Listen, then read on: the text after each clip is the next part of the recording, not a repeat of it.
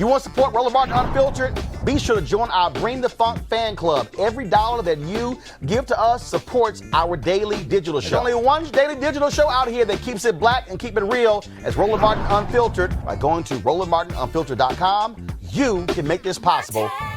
After Donald Trump lost big before the Supreme Court when it came to the citizenship question on the 2020 U.S. Census, now they admit further defeat, announcing today that they were not going to have that question on the U.S. Census. Now, the Supreme Court ruled that they wanted them to actually explain why the question was on there. Many folks, of course, who fought this says this was all in an attempt to limit the number of individuals who are either undocumented or immigrants from other countries. Now, what we also know is that the people who were trying to do this, we really found out it was because of race. A white guy who was dead, of course, his daughter got a hold of his computer, which showed that he explicitly wrote the language and said the reason for this is because they wanted to limit the people of color who were voting. Let's break it down with our panel right now, folks. Malik Abdul, Vice President, Black Conservative Federation.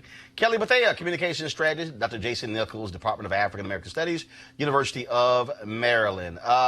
This is defeat, Malik, for the Trump folks who are trying to defend this. Now we know, with the information being discovered, this was really about limiting people of color. Well, it's a defeat. Yes, it is. Good that the Supreme Court actually made the decision that he did, and I believe, was it 9-0? Well, they actually made the decision.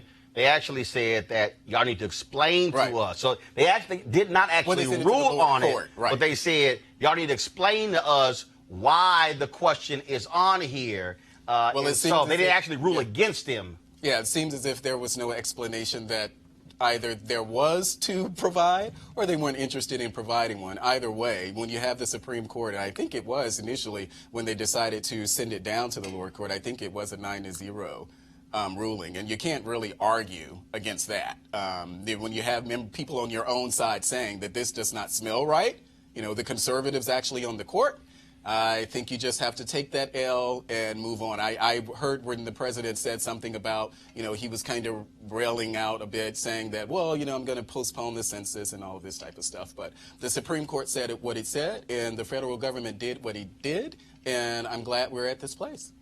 Kelly, again, what you have here, we now know Republicans desperately tried to hide this.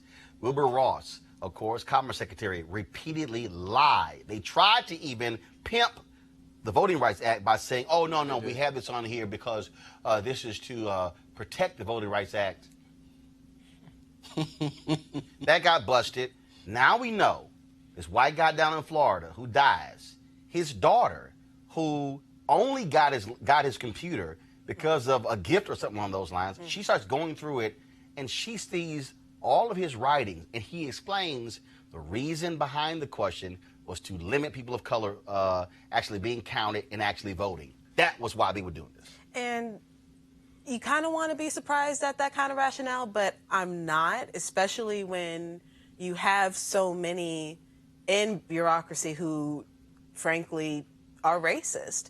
And like I said before when we were talking about this issue, there are other ways to get that kind of information without it being a federal census, because you have to have a proper count to get proper funding, to get proper data from each state, each jurisdiction. And to have a question like that on a federal nationwide census, it limits the information necessary to get those things. So other organizations, fine, but it's not necessary for our federal government to know true citizenship, all of those things, in order for them to get their agenda passed and their agenda done. Jason. Yeah, I have to basically echo what was just said by both my co-panelists. I think that the motivation was exposed, and there really was no serious rationale for including this question, and I'm glad that Trump talked about, as Malik stated, about postponing the census. It wasn't gonna fly. He literally wanted. I know it's constitutional, but postpone that thing. Yeah, no, it was impossible. It wasn't gonna happen.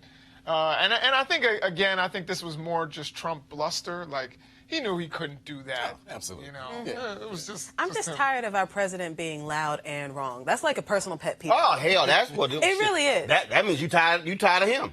Yeah, Because he's loud and wrong every day. No, every day. And it's been a perpetual pet peeve for the past, almost 3 years now. And it's just pick a struggle, be loud or be wrong. And he's just both all the time. It's But very I just want to say, is that the ACS, is that a government run? Because that question, it is asked on the ACS, which I think is a smaller sample size. I don't think that's a government agent. You mean American Constitution Society? No. The ACS, I think it's the American Community Survey or something, where that question is asked. I can't remember what agency is that through, but I think that there's something that is. Right, but either way, this is just an L. Take the L.